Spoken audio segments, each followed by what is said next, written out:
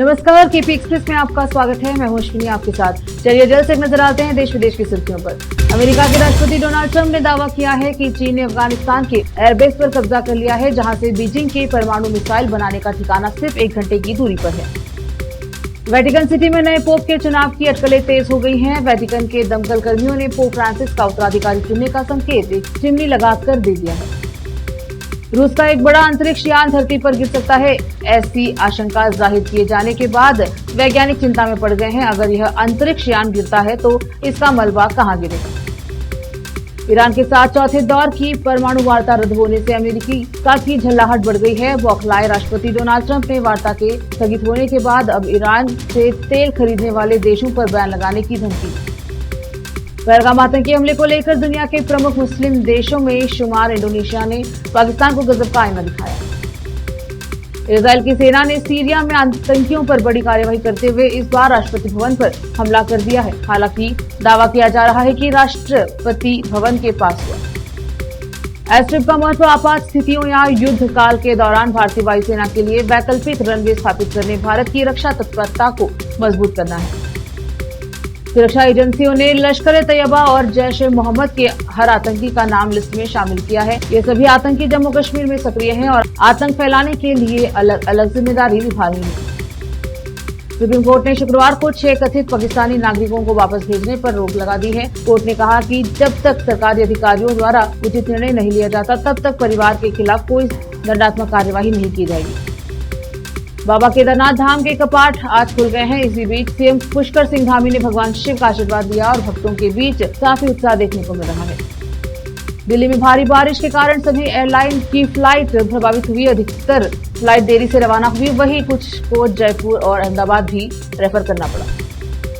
महाराष्ट्र के गोंदिया जिले में एक पिता ने अपने ही बेटे की निर्मम तरीके से हत्या कर दी। बताया जा रहा है कि दोनों नशे में धुत थे। इसी दौरान दोनों के बीच संपत्ति विवाद को लेकर बहस शुरू हुई, जिसके बाद पिता ने बेटे की हत्या कर दी।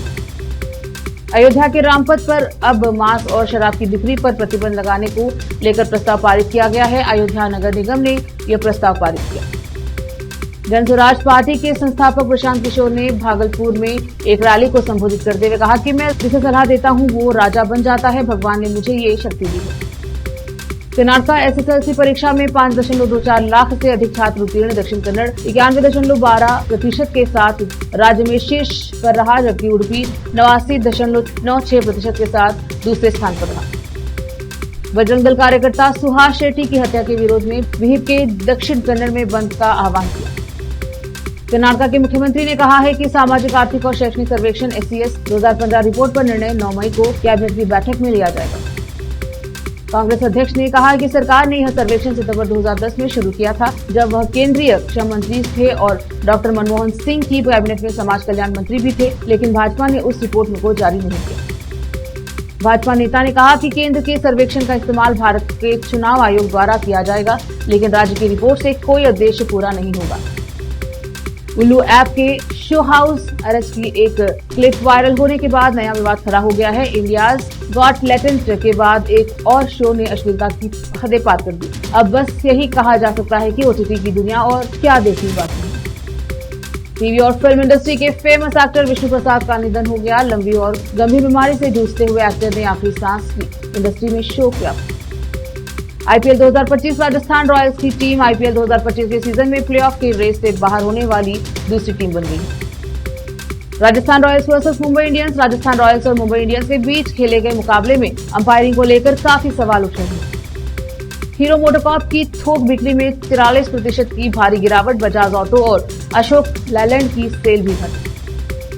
8,900 करोड़ रुपए की अनुमानित लागत वाला विजिनम प्रोजेक्ट का निर्माण दिसंबर 2015 में शुरू हुआ था और इसे कई स्टेज में डेवलप किया जा रहा है। केपी एक्सप्रेस में सबसे इतना ही। फिर मुलाकात होगी अन्य समाचारों के साथ।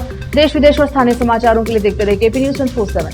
अधिक जानकारी के लिए KP News 24/7 को लाइक, शेयर, सब्सक्राइब जरूर करें। धन्यवाद।